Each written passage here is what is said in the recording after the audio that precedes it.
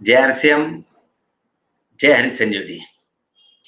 साथियों, आज हम लोग एक एक प्रोडक्ट के बारे में चर्चा करेंगे, क्योंकि अभी रबी का सीजन स्टार्ट हो चुका है। कई सारे राज्यों में गेहूं की बुआई स्टार्ट हो चुकी है, कई राज्यों में होने वाली है।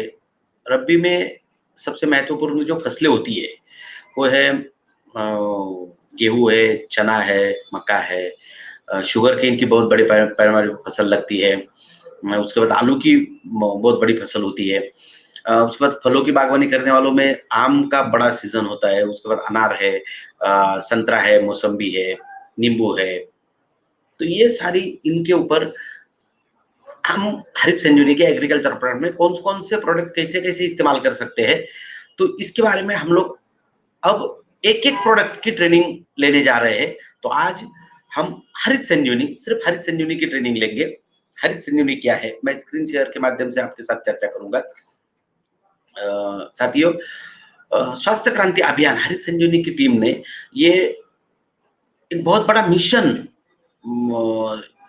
की शुरुआत की है, जो स्वास्थ्य क्रांति अभियान पूरे भारत देश में हम लोग स्वास्थ्य क्रांति अभियान के नाम से इसे करोड़ों लोगों तक पहुंचाना चाहते हैं कि जहर मुक्त खेती हो, जहर मुक्त खाना हो, स्वस्थ भारत का निर्माण। इसलिए स्वास्थ्य क्रांति अभियान के माध्यम से हम लोग घर घर हरित संजीवनी, हर घर हरित संजीवनी, और इस स्वास्थ्य क्रांति अभियान को हम हर घर में पहुंचा के रहेंगे। भारत देश में हरित संजीवनी के एग्रीकल्चर प्रोडक्ट को इस्तेमाल करने वाले लगभग 10 लाख से ज्यादा खुश किसान हैं, जिनको बहुत अच्छे रिजल्ट हरित संजीवनी के एग्रीकल्चर प्रोडक्ट के माध्यम से मिले हैं। साथियों, हम जब भी एग्रीकल्चर में फसलों के बारे में चर्चा करते, बहुत सिंपल तरीके से मैं आपको समझाने की कोशिश करूंगा। 3 चीजों के ऊपर अगर आप ठीक से ध्यान दें तो बहुत अच्छे तरीके से आप आपकी फसल ले सकते हो, और कम पैसों में। यानी कि जो प्रोडक्शन कॉस्ट है, फसल के लिए जो लागत लगती है, वो बहुत कम पैसों में आप बहुत अच्छी फसल ले सकते हो। इसमें सबसे महत्वपूर्ण है सॉइल हेल्थ, यानी कि हम जिस मिट्टी में, जिस जमीन में फसल लगा रहे हैं, उस मिट्टी का स्वास्थ्य कैसा है। क्योंकि जब तक मिट्टी का स्वास्थ्य अच्छा नहीं रहेगा, तब तक फसल का जन्म अच्छा नहीं होगा। फसल का जन्म अच्छा नहीं होगा तो फसल की ग्रोथ अच्छी नहीं होगी। ये सॉइल हेल्थ को देखना बहुत जरूरी है। उसके बाद प्लांट हेल्थ, यानी कि हम जो पौधे लगाते हैं वो पौधे की स्वास्थ्य कैसी है। पौधे का स्वास्थ्य अगर अच्छा रहेगा तो ही उत्पादन अच्छा मिलेगा। जैसे हमारे शरीर में होता है, हमारा शरीर अगर अच्छा है, सुदृढ़ है, तो हम अच्छी तरह से, ठीक तरीके से काम कर सकते हैं। साथियों, वैसे ही पौधों का जो स्वास्थ्य है वो 3 चीजों पे डिपेंड होता है। सबसे पहले न्यूट्रिएंट मैनेजमेंट, यानी कि पौधों को मिलने वाले अन्न तत्व, ये अगर संतुलित स्वरूप में अन्न तत्व पौधों को मिले तो पौधों की ग्रोथ अच्छी होती है। जब पौधों की ग्रोथ अच्छी होगी तो पौधों में रोग प्रतिरोधक क्षमता बढ़ती है। इसलिए बैलेंस न्यूट्रिएंट, संतुलित अन्न तत्व पौधों को मिलना जरूरी है। दूसरा है पेस्ट मैनेजमेंट। क्या होता है, हम जब फसल लगाते हैं तो फसलों के ऊपर कई सारे अलग अलग प्रकार के कीटक आते हैं। जब कीटक आते हैं तो उन कीटकों को भी, उनके ऊपर भी व्यवस्थापन ठीक से होना चाहिए। जैसे कीटक आए तो कौन से कीटक है, सकिंग पेस्ट है या दूसरे कीटक है, तो उसके ऊपर छिड़काव होने चाहिए, उनको तुरंत रोकना चाहिए। और डिसीज मैनेजमेंट, ये 3 चीजें प्लांट हेल्थ के लिए बहुत महत्वपूर्ण है। डिसीज मैनेजमेंट का मतलब ये है फसलों पर आने वाली बीमारियां। जैसे हमारे शरीर में देखो, आप स्वस्थ कब रहोगे, अच्छे कब रहोगे, जब आप बीमार नहीं पड़ोगे।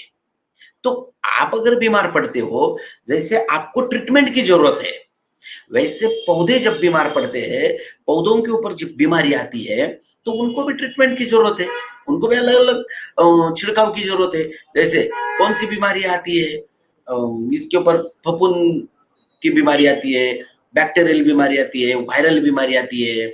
ये अलग अलग बीमारियों के लिए आपको ट्रीटमेंट करना जरूरी है। अगर हम वक्त पर इसको ट्रीटमेंट कर पाए तो पौधे का स्वास्थ्य बहुत अच्छी तरह से रहेगा।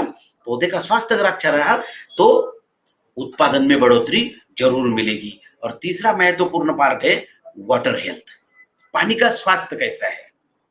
पानी का स्वास्थ्य, आप जो हम जमीन में पानी देते हैं वो पानी का पीएच क्या है, उसका टीडीएस कितना है, उसके ऊपर भी हमारे प्रोडक्ट के रिजल्ट अवलंबन रहते हैं। तो साथियों, एक एक चीज के ऊपर देखेंगे। हरित संजीवनी 2 पैकिंग में अवेलेबल है, 750 ग्राम 1 एकड़ के लिए और 375 ग्राम आधे एकड़ के लिए। साथियों, ये एक बॉक्स में 4 पाउच निकलते हैं। ये फसलों के अवस्थाओं के अनुसार इसकी ट्रीटमेंट बनाई गई है। कैसे? देखिए, जैसे 4 अवस्था, फसल की जो अवस्था होती है, जन्म अवस्था है, क्योंकि फसल का जन्म होता है, जमीन से जन्म होता है, उसके बाद बचपन अवस्था, उसके बाद यौवन अवस्था और परिपक्व यानी कि मैच्योरिटी अवस्था। सेम आदमी के जैसा ही है, आदमी का भी जन्म होता है, आदमी बचपन अवस्था में आता है, यौवन अवस्था में आता है और बुढ़ापा अवस्था में आता है, मगर फसल पौधे मैच्योरिटी अवस्था में आती है। तो एक एक चीज के ऊपर हम चर्चा करेंगे। सबसे पहले फसल की जन्म अवस्था पे चर्चा करेंगे, क्योंकि बेसिक स्टेज वही है, जन्म। अगर जन्म अच्छा होगा तो ही फसल की ग्रोथ अच्छी होगी, ग्रोथ अच्छी होगी तो उत्पादन अच्छा रहेगा। तो हरित संजीवनी प्रक्रिया नंबर 1, स्टेज नंबर 1, 250 ग्राम प्रोडक्ट है। ये बॉक्स में पहला पाउच देख लेगा 250 ग्राम का। तो ये 1 एकड़ में आपको देना है। अब देखो, आपके मन में कई सारे सवाल उठेंगे कि सर ये 200 ग्राम है, 250 ग्राम है, तो ये 1 एकड़ में कैसे चलेगा, इसको जमीन में कब देना है, कैसे देना है, ये कई सारे सवाल आपके मन में उठेंगे। बहुत आसान है साथियों, इसको हाईली कॉन्सेंट्रेटेड बनाया गया है। तो हाईली कॉन्सेंट्रेटेड बनाने के कारण ये आपको एक पाउच 250 ग्राम 1 एकड़ में चलेगा। तो देना कैसे है? सिंपल है। 250 ग्राम हम 1 एकड़ में तो दे नहीं सकते, तो उसको देते समय क्या करना है, किसी भी रासायनिक खाद के साथ में या ऑर्गेनिक खाद के साथ में या 40-50 किलो सूखी मिट्टी के साथ मिला के आप इसे दे सकते हो, यानी कि उसको बढ़ा के देना है। तो और कब देना है? कोई भी सीजन में। अब जैसे खेती के 2 सीजन महत्वपूर्ण होते हैं, जैसे खरीफ का सीजन अभी खत्म हुआ है, अभी रबी का सीजन स्टार्ट हो रहा है। तो कोई भी सीजन में आने वाली जो फसलें हैं, हर राज्य में, अपना पूरा भारत देश में काम है, तो हर राज्य में, हर रीजन में अलग अलग फसलें होती है। तो कोई भी फसल ऐसा नहीं है कि ये पर्टिकुलर इस फसल के लिए है, पर्टिकुलर इस फसल के लिए, बिल्कुल नहीं। तो कोई भी फसल के लिए आप फसल लगाते समय या लगाने के 30 दिनों तक स्टेज नंबर 1 जमीन में दे सकते हैं। बहुत आसान तरीका है और इसको मैं आपको छोटे से वीडियो के माध्यम से समझाता हूं। तो ये स्टेज नंबर 1 देने का विधि तुरंत आपके समझ में आ जाएगा।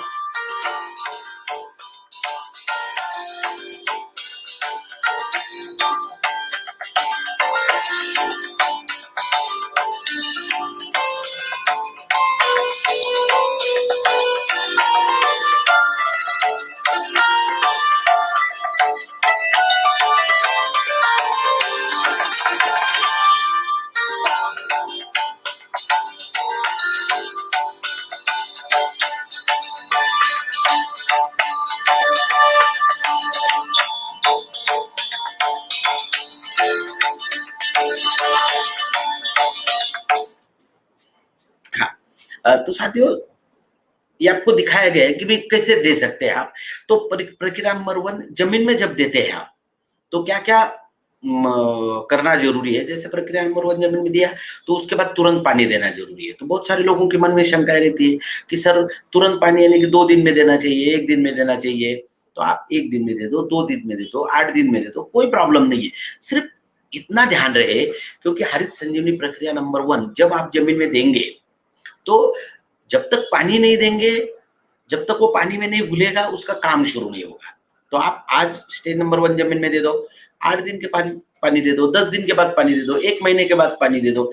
जब पानी देंगे, वो पानी में घुलेगा, अपना काम शुरू करेगा। ये कोई जमीन में देने के बाद ये कोई हवा के साथ ना उड़ेगा, ना कहीं बाहर चला जाएगा, जमीन में ही पड़ा रहेगा। तो साथियों, जब ये पानी में घुलेगा तो इसका काम शुरू हो जाता है। तो इसका काम क्या है? सबसे पहले हमारे जमीनों में जो सालों से हम रासायनिक खाद डालते आ रहे हैं, उसकी वजह से जो अघुलनशील तत्व है, वो अघुलनशील तत्वों की वजह से जमीनें आज सख्त हो रही है, बंजर हो रही है। तो उसके जो अघुलनशील तत्व है, उन अघुलनशील तत्वों को घुलाने का काम करता है। तो जैसे अघुलनशील तत्व घुलने लग जाएंगे तो जमीन क्या भुरभुरी होने लगेगी। जमीन जैसे भुरभुरी होगी तो वाटर स्टोरेज कैपेसिटी बढ़ जाएगी जमीन की। वाटर स्टोरेज कैपेसिटी बढ़ेगी तो जमीन में नमी बनी रहेगी, नमी बढ़ेगी। तो इसका फायदा क्या होगा? मुख्य रूप से फायदा होगा कि फसल में जो रूट्स होते हैं, सूक्ष्म जड़ों की वृद्धि बढ़ने में मदद होती है। देखो यहाँ पर हरित संजीवनी इस्तेमाल किया है, यहाँ पर हरित संजीवनी इस्तेमाल नहीं हुआ है। जहां हरित संजीवनी नंबर 1 का इस्तेमाल हुआ है, आप देख सकते हो कि कितने बड़े पैमाने पे सूक्ष्म जड़ों की वृद्धि हो चुकी है। और ये सूक्ष्म जड़ों का काम क्या है? फसल को जमीन से अन्न तत्व देने का काम है, यानी कि फसल को जमीन से भोजन देने का काम है। तो जितने ज्यादा जड़ें लगेंगी, जितने ज्यादा जड़ों का विकास होगा, उतना भोजन फसल को जमीन से मिलेगा, तो फसल की डेवलपमेंट होगी। ये हुआ पहला फायदा। उसके बाद जैसे जमीन में सबसे महत्वपूर्ण क्या होते हैं? जीवाणु को जैसे क्या होता है? ऑर्गेनिक कार्बन बढ़ने लगता है। जैसे जमीन में सबसे महत्वपूर्ण होता है ऑर्गेनिक कार्बन, यानी कि जमीन की उपजाऊ क्षमता दिखाता है। अगर आप हरित संजीवनी स्टेज नंबर 1 रेगुलर 2 साल 3 साल 4 साल ऐसे रेगुलर अगर इस्तेमाल करते हो, एक दिन में नहीं होगा, एक बार इस्तेमाल करने से नहीं होगा, रेगुलर इस्तेमाल करना पड़ेगा। जैसे आप रेगुलर इस्तेमाल करते हो तो धीरे धीरे आपके जमीन में जीवाणुओं का विकास होने लगता है और उसकी वजह से जमीन में ऑर्गेनिक कार्बन बढ़ने में मदद होती है। और जैसे ही ऑर्गेनिक कार्बन धीरे धीरे बढ़ने लगेगा तो ऑटोमेटिक आपके जमीन की उपजाऊ क्षमता बढ़ने में मदद होती है। जमीन की जैसे उपजाऊ क्षमता बढ़ेगी तो जो फसल आप लोगे उस फसल के प्रोडक्शन बढ़ने में मदद होगी। तो ये सबसे महत्वपूर्ण कार्य स्टेज नंबर 1 के होते हैं। उसके बाद हम जो अलग अलग तरह के अन्न तत्व जमीन में देते हैं, जैसे नाइट्रोजन है, फास्फोरस है, पोटेशियम है, calcium, magnesium, sulphur, zinc, boron, iron, manganese, copper, molybdenum, chlorine, ये जो 13 टाइप के न्यूट्रिएंट हम जमीन में देते हैं, जब ये जमीन में जाते हैं तो ये कभी सेपरेट फॉर्म में नहीं रहते और फसल को स्वतंत्र फॉर्मेट में चाहिए अन्न तत्व। जैसे अगर आप यहां देख रहे हो तो देखो ये कैल्शियम, फास्फोरस, ये क्या संयुग बन जाते हैं जमीन में जाने के बाद, संयुग बन जाते हैं। ज्यादातर कैल्शियम के फास्फोरस के साथ संयोग बनते हैं, फेरस फॉस्फेट हो गया, कैल्शियम फॉस्फेट हो गया। तो ये जब संयोग बन गए, इसका मतलब ये लॉक में बंदिश तो हो गए, ताले में बंदिश तो हो गए, ये फसल को मिल नहीं सकते, इसको सेपरेट फॉर्म में चाहिए। तो हरित संजीवनी स्टेज नंबर 1 क्या करता है? जमीन में जाने के बाद इन दोनों को अलग करने का काम करता है। जैसे कैल्शियम को अलग करेगा, फास्फोरस को अलग करेगा। जैसे ये अलग हो जाएंगे तो फसलों को मिलने में आसानी हो जाएगी। तो अब तक क्या हो रहा था? हमारे जमीनों में जो अनअवेलेबल न्यूट्रिएंट है, जो फसल को मिल नहीं पा रहे हैं, वो मिलने में सहायता होने लग गई। तो जो जमीन में सालों से पड़े हुए अन्न तत्व है, वो मिलने में अगर सहायता होगी तो आपको बाहर से ज्यादा अन्न तत्व लेने की जरूरत नहीं पड़ेगी या ज्यादा खाद देने की जरूरत नहीं पड़ेगी। ये सबसे महत्वपूर्ण फायदा यहाँ पर होता है।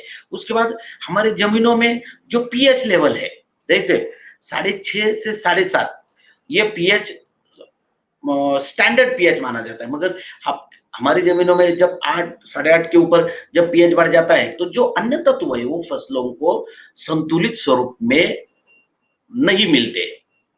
इसके लिए प्रक्रिया नंबर 1, स्टेज नंबर 1 काम करती है, पीएच को नियंत्रित करके फसलों को अन्न तत्व देने में मदद होती है और जमीन में नाइट्रोजन को स्थिर करने में भी मदद होती है। तो इतने सारे फायदे जब होते हैं, उसके बाद धीरे से फसल जमीन के ऊपर आती है और फसल का यहाँ से बचपन अवस्था स्टार्ट होती है। साथियों, जब फसल की बचपन अवस्था होती है तो फसलों को महत्वपूर्ण क्या है?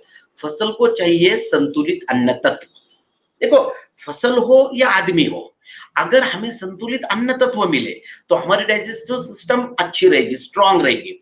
अगर आपकी डाइजेस्टिव सिस्टम स्ट्रांग रहेगी तो आप ज्यादा बीमार नहीं पड़ोगे, सशक्त रहोगे। वैसे ही फसलों को संतुलित अन्न तत्व मिलने में मदद होनी चाहिए। तो साथियों, बचपन अवस्था की जो रिक्वायरमेंट है, ग्रोथ होनी चाहिए। इसके लिए हरित संजीवनी प्रक्रिया नंबर 2 100 ग्राम पाउडर है, 1 लीटर पानी में 1 ग्राम लेना है, इसका आपको छिड़काव करना है।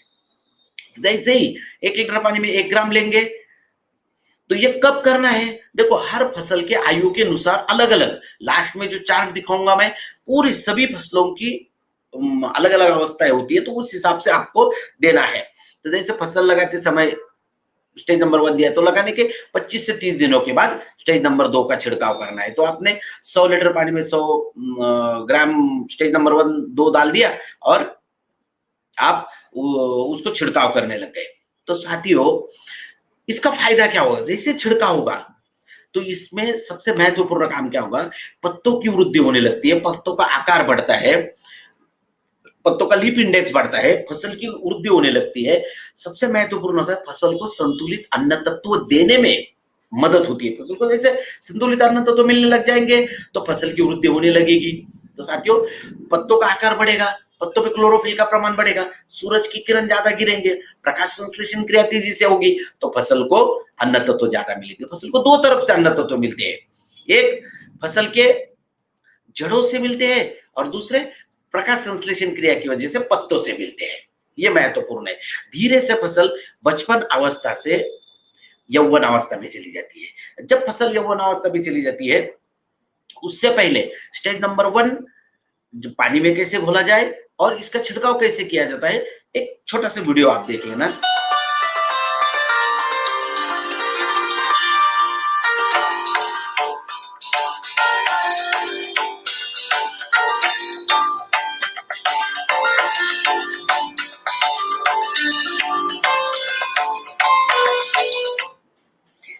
जैसे फसल यौवन अवस्था में आती है, तो ये बहुत महत्वपूर्ण अवस्था मानी गई है।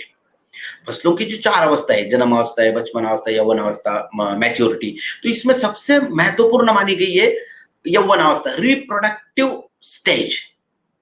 क्योंकि फसल रिप्रोडक्ट करती है, रिप्रोडक्शन करती है, तो उस वजह से इसे बहुत महत्वपूर्ण माना जाता है। तो साथियों, इस समय फसल को फूल लगते हैं, तो इसकी यौवन अवस्था में फसल को अलग अलग तरह के अन्न तत्व लगते हैं। तो इसके लिए हरित संजीवनी प्रक्रिया नंबर 3 को निर्माण किया गया है। 150 ग्राम, 150 ग्राम है, 1 लीटर पानी में 1 ग्राम लेना है और इसका आपको छिड़काव करना है। जैसे ही फसल के ऊपर छिड़काव हो जाएगा, तो इसके फायदे क्या होंगे? सबसे महत्वपूर्ण, फसल की शाखाएं बढ़ने लगती है, ब्रांचेस ज्यादा से ज्यादा लगेंगी, ज्यादा से ज्यादा फूलों का निर्माण होगा। कौन से फूलों का निर्माण होगा? मादा फूलों का निर्माण होगा, जो जिसका रूपांतरण फलों में हो। और महत्वपूर्ण, फसल के यौवन अवस्था में लगने वाले विशेष खादों को देने में मदद होती है। देखो, यौवन अवस्था में लगने वाले विशेष अन्न तत्व है, वो देने में मदद होती है। उसके बाद फसल में CN रेशो होता है, कार्बन नाइट्रोजन रेशो, ये बहुत महत्वपूर्ण है। फसल को 2 प्रकार के अन्न तत्व ज्यादा लगते हैं, कार्बन और नाइट्रोजन। कार्बन प्रकाश संश्लेषण क्रिया की वजह से मिलता है और नाइट्रोजन जमीन से मिलता है। दोनों का अगर बैलेंस हो जाए, तो फसल की आश्चर्यजनक उत्पादन क्षमता बढ़ती है। और हरित संजीवनी नंबर 3 की छिड़काव के बाद फसल की प्रतिकूल परिस्थिति में क्या होता है? जैसे आदमी की स्ट्रेस कंडीशन होती है, वैसे फसल की भी स्ट्रेस कंडीशन होती है। 2-4 दिन पानी लेट मिले, टेम्परेचर अचानक से बढ़ जाए, अचानक क्लाइमेट में कुछ बदलाव आ जाए, तो ऐसे वक्त में फसल के पत्ते और फूलों की गिरावट कम होती है। यानी कि फसल गिरावट कम होती है, क्यों होती है? फसल की सशक्त वृद्धि होती है। सशक्त वृद्धि होने के कारण फसल के पत्ते और फूलों की गिरावट कम होती है, फसल पे बीमारियां कम आती है। धीरे से फसल यौवन अवस्था को कौन सी अवस्था में आएगी? फिर मैच्योरिटी अवस्था में। जब फसल मैच्योरिटी अवस्था में आती है, तो क्या होता है? देखिए, छोटे से एग्जांपल के माध्यम से मैं आपको बताता हूँ। यहाँ पर एक छोटा सा एग्जांपल दिया गया है, टमाटर की पौधा फल मैं दिखा रहा हूँ आपको। यहाँ पर गेहूं का बाली है, उसके बाद धान की बाली है, ये मकई का भुट्टा है। ये देखिए, अभी जैसे आप देख रहे हो, यहाँ पर टमाटर नीचे वाला लगा हुआ टमाटर बड़ा है, थोड़ा ऊपर जाओगे छोटे छोटे होते जाते हैं। ऐसा क्यों होता है? इसका कारण मैं बताता हूं आपको। साथियों, देखिए, फसल को अन्न तत्व 2 तरफ से मिलते हैं। एक तो पत्तों से प्रकाश संश्लेषण क्रिया की वजह से मिलते हैं और जमीन से मिलते हैं, दूसरा जमीन से मिलते हैं। तो हम जब फसल को फूलों का रूपांतरण फलों में होता है, तो इस दौरान क्या होता है? ज्यादातर अन्न तत्व फलों में चला जाता है और पत्तों से भी जो अन्न तत्व आता है, वो भी ज्यादातर अन्न तत्व फलों में चला जाता है। तो फल क्या करते हैं? पत्तों की तरफ से भी अन्न तत्वों को एब्जॉर्ब कर लेते हैं, ज्यादा से ज्यादा ले लेते हैं, और जमीन से जो अन्न तत्व आ रहे हैं, उनको भी ज्यादा से ज्यादा ले लेते हैं। इस वजह से क्या होता है, पत्तों की तरफ से ज्यादा अन्न तत्व फलों में जाने के कारण पत्ते सूखने लगते हैं, सूखने लगते हैं तो फसल बीमार पड़ने लगती है, अशक्त हो जाती है। इसी दौरान फसल के ऊपर सबसे ज्यादा बीमारियों का प्रकोप होता है और फिर हम लोगों को कई सारे पेस्टिसाइड, फंगिसाइड के स्प्रे लेने पड़ते हैं, कीटकों का अटैक होता है। साथियों, आदमी भी, अगर आदमी कमजोर हो जाए तो आदमी के ऊपर ज्यादा से ज्यादा बीमारियों का अटैक होता है। तो साथियों, वैसे ही होता है।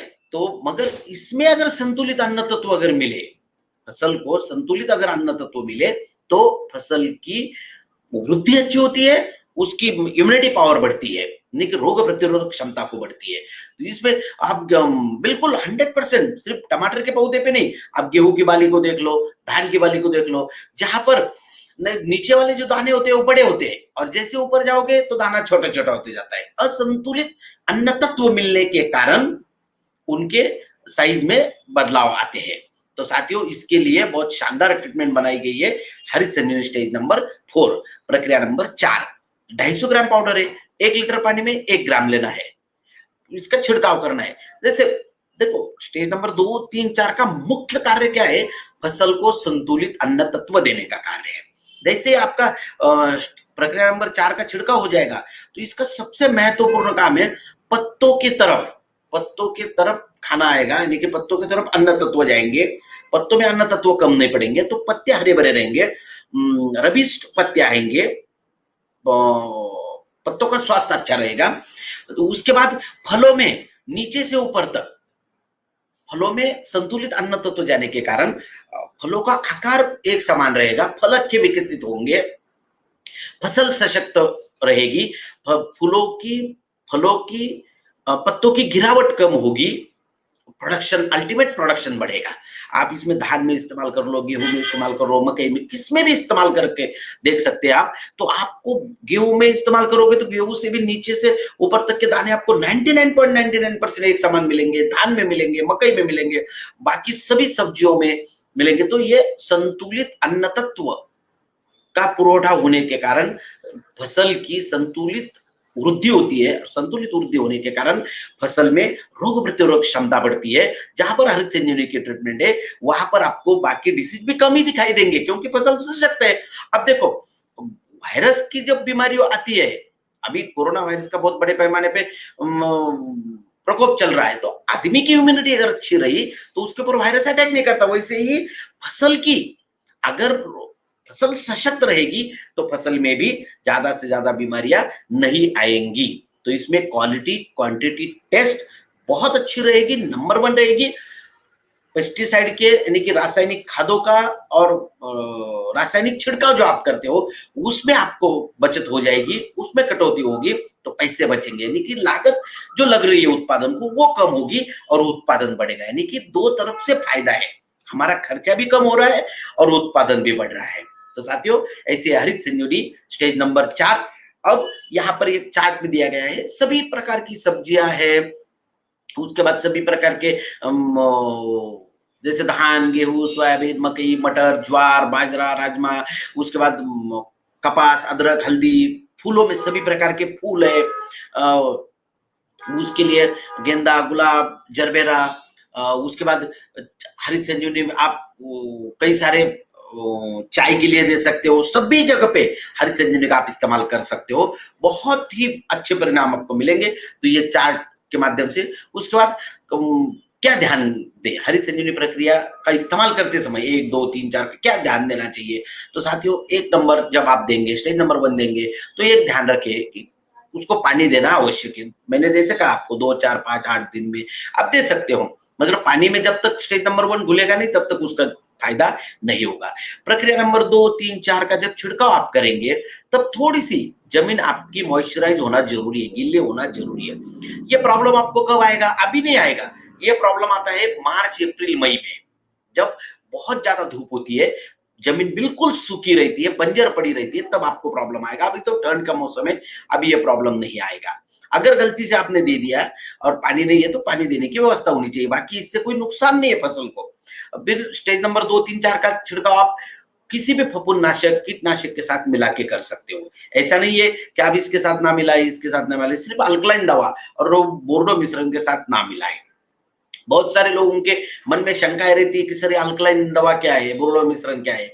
जिसका पीएच 7 से ज्यादा है, 7 से ज्यादा है, वो अल्कलाइन दवा हो गई। तो आप एक छोटे से जार में 1 लीटर पानी ले, उसमें हरित संजीवनी स्टेज नंबर 2, 3, 4 किसी में 1 ग्राम ले, और जिसके साथ आपको मिला के छिड़काव करना है उसको 1 से 2 ml डाल दे।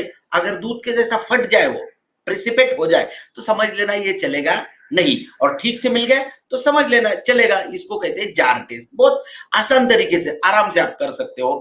तो इतने अच्छे, और मैक्सिमम आप जब भी छिड़काव करते हो सुबह 11 बजे के पहले और 5 बजे के बाद करें। बहुत आसान तरीके से, क्योंकि दोपहर के समय धूप ज्यादा रहती है।